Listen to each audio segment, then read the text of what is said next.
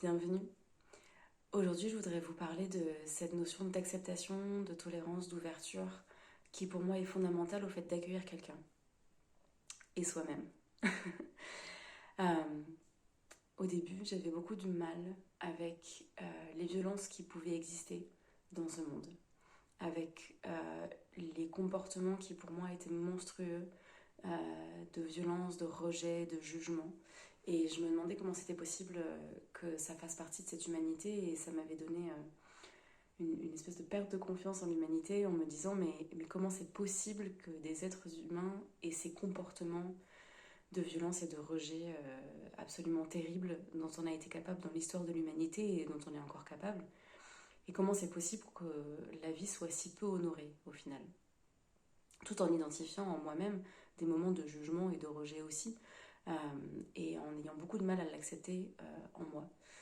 Donc, ce qui m'a énormément aidé, que je voudrais partager aujourd'hui pour peut-être aider certaines personnes à trouver cette sérénité avec l'autre et cette bienveillance profonde pour toute personne qu'on rencontre, c'est de savoir fondamentalement au plus profond de moi qu'on est tous des êtres de lumière et d'amour, et qu'il y a cette lumière au fond de toute personne, et qu'après un comportement extérieur, une manifestation extérieure euh, de violence ou de rejet ou de quelque chose qui va être perçu comme étant sombre et noir, une espèce de noirceur, enfin c'était l'image que je m'en faisais, en fait n'est pas un reflet de la nature profonde de la personne.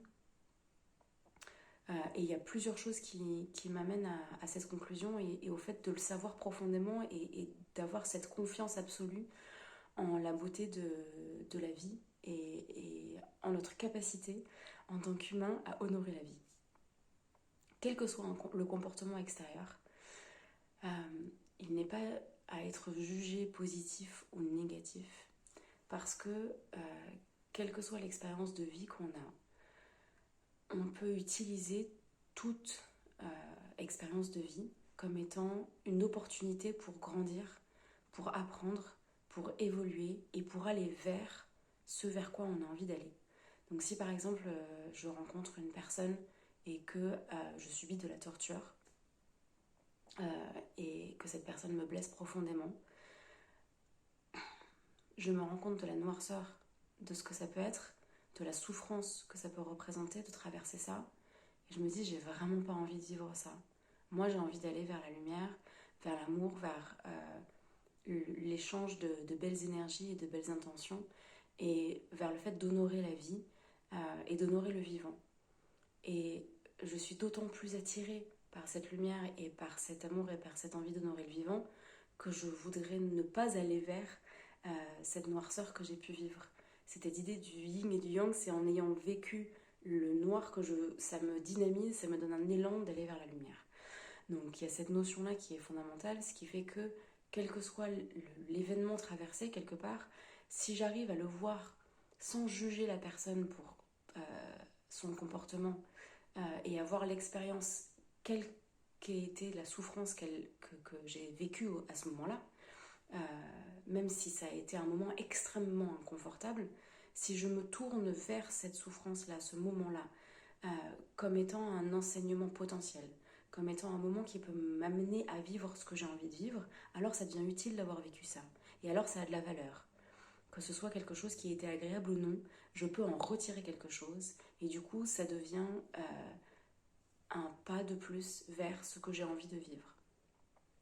Ça, c'est un aspect de la chose. Le pendant, c'est de comprendre que, une compréhension que j'ai, que les personnes qui ont des comportements extérieurs qui peuvent provoquer de la souffrance en les autres, le font parce que c'est la meilleure chose qu'ils sont capables de faire à ce moment-là pour honorer leurs besoins. Et il y a un exemple qui m'a énormément marqué par rapport à ça. C'est Rosenberg, qui est le fondateur de la communication non violente, qui parlait de cet homme qui allait voir en prison, qui avait commis pour moi les crimes les plus affreux, de pouvoir enlever un enfant et le tuer, enfin vraiment des choses horribles. Et Rosenberg y allait en essayant de voir quel était le besoin derrière ce comportement qu'avait cet homme incarcéré. Et il disait que le besoin, c'était un besoin de connexion avec cet enfant. Ils ont eu du mal à le trouver, parce que c'était pas évident pour cet homme de se connecter à ses émotions et à ses besoins. Mais quand il avait ce moment de jeu avec l'enfant, après l'avoir enlevé, lui, ça lui permettait d'avoir de la connexion avec quelqu'un. Connexion qu'il n'avait pas parce qu'il était extrêmement seul. Et quand il y avait ce moment de souffrance où il provoquait de la souffrance chez l'enfant, ça lui me permettait, en voyant dans le regard de l'enfant la terreur et la souffrance, d'avoir de la reconnaissance pour ce que lui avait vécu, quand lui, en tant qu'enfant, avait subi cette souffrance et cette violence de la part de son père, je crois, je ne sais plus. Et que c'était le seul moyen qu'il avait trouvé pour avoir de la connexion avec un autre être vivant et pour avoir de la reconnaissance pour ce qu'il avait pu vivre. Cet exemple m'a permis de me connecter à l'humanité de cette personne et à arrêter de l'associer au comportement qui pour moi est monstrueux, d'enlever un enfant et de le tuer. Enfin, pour moi, il n'y avait pas grand-chose de pire qu'on pouvait faire que de faire souffrir un enfant comme ça. De me dire, ce comportement-là, en fait, c'est la seule stratégie dont cette personne soit capable pour aller honorer un besoin fondamental humain qu'on a, qui est le besoin de connexion et de reconnaissance. Et il n'avait pas d'autres outils à sa disposition que ça. Donc si on arrive à avoir de l'empathie pour une personne en la dissociant de ses comportements et en se disant ce comportement-là, c'est le mieux dont il est capable, au fond du fond, c'est un être vivant, c'est un être de vie qui a besoin d'honorer ses besoins fondamentaux comme tout être de vie.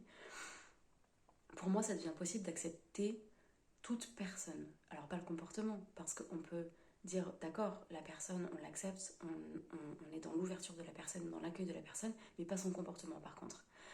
Parce que je ne suis pas d'accord avec le fait d'enlever des enfants et de les tuer. Fondamentalement, ça ne me convient pas. Mais ça me redonne de l'espoir en l'humanité qu'il y a derrière la personne qui peut avoir un comportement monstrueux. Et cette dissociation entre le comportement et la personne, pour moi, est essentielle. Ça me permet d'accueillir, en fait, au final, tout être, toute personne, en tant que belle personne lumineuse, quels que soient ses comportements.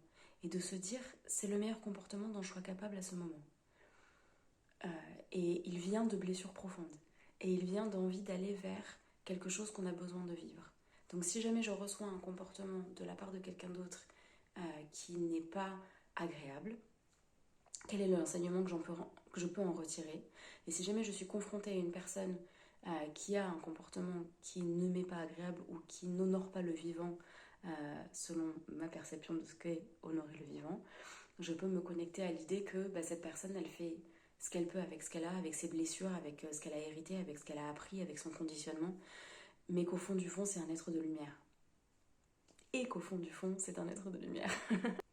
Donc, avec cette perspective-là, toute personne est une belle personne, tout comportement peut au final être utile, et on cherche tous à aller vers ce qu'on a envie de vivre, et tout est parfait. Parce que toute expérience nous permet d'aller de plus en plus vers ce qu'on a envie de vivre. À partir du moment où on a ce prisme de laisser la vie nous enseigner des choses. C'est pas facile tous les jours. Ça m'arrive d'avoir des réactions, ça m'arrive d'être dans le jugement. On est des êtres humains, on est câblés pour ça en fait, de catégoriser, de juger. C'est pour ça qu'on a le langage. Quand on met un mot sur quelque chose, c'est qu'on juge que la chose correspond au concept. Donc on juge en permanence en plaçant des mots sur les choses, ne serait-ce que ça. Toujours est-il que ça permet d'accepter, de tolérer et d'aller vers l'autre plutôt qu'à l'encontre de l'autre. En tout cas, moi, ça m'aide énormément à aller dans cette direction-là. Et par rapport à l'accueil de ce qu'on peut avoir en nous, en soi, des réactions, des comportements, des manifestations, des émotions qu'on peut avoir, pendant un temps, j'étais dans le rejet de certaines émotions, de certaines réactions, de certaines façons de réfléchir et de me comporter et de fonctionner. Mais en fait, ce rejet n'a aucun sens parce que c'était quelque chose que je pouvais vivre. Par exemple, un moment de profonde détresse. Si je vis cette profonde détresse, c'est qu'elle a quelque chose à m'apprendre. En quoi est-ce que je peux honorer cette profonde détresse plutôt que de la rejeter et me dire non, je ne veux pas vivre cette profonde détresse, et me dire à la place, ok, profonde détresse, tu es là. Merci d'être là, tu as quelque chose à m'apprendre. Je t'accueille en moi, je t'ouvre les bras, Et je te vois comme étant une partie de moi qui a besoin d'être honorée, qui exprime un besoin qui n'est pas honoré. Qu'est-ce que ça vient m'apporter? Qu'est-ce que ça veut m'enseigner? Si je vois cette profonde détresse comme étant un cadeau, plutôt que comme étant quelque chose à rejeter absolument parce que c'est inconfortable, ça me permet de dire ok, c'est là. Au lieu de lutter contre, de l'accepter, déjà ça diminue la détresse. Et ensuite de voir qu'est-ce qui est à la source de cette détresse, qu'est-ce qu'elle veut m'offrir, qu'est-ce qu'elle veut m'apporter, sur quoi elle veut pointer du doigt. Je vais aller chercher ça, je vais aller à la source de cette profonde détresse. Et je vais voir qu'en fait, elle essaye de me dire que là je suis pas en train de m'honorer, que quel que soit l'enseignement, que je suis trop fatiguée, je me suis pas assez occupée de moi, je me donne trop à l'autre, quel que soit l'enseignement du moment. Merci d'être là, profonde détresse. Quel que soit l'inconfort que ça peut m'occasionner de la vivre, quelle que soit la souffrance que ça peut m'occasionner, quand je m'ouvre à elle, que je l'accueille pleinement et que je la vois comme un enseignement, je vais mieux immédiatement. Donc voilà, je voulais partager ça, ça me tenait à cœur. Euh, Ça me permet d'être dans l'accueil de tout quand je mets l'intention d'être dans l'accueil de tout. Dans le sens où j'ai encore mes choses à dépasser, et mes réactions et mes conditionnements et mes propres blessures, évidemment. Euh, donc ça m'arrive d'être en réaction et cette réaction me permet d'apprendre. Et c'est ce flux continu. Réaction, apprentissage, réaction, apprentissage, réaction, apprentissage, et d'aller de plus en plus vers le lumineux. Donc si ça peut être une clé qui vous aide à avancer vers la lumière et à continuer à avoir l'espoir qu'au plus profond de l'humain, il y a du beau, c'est mon partage d'aujourd'hui. Belle aventure à tous.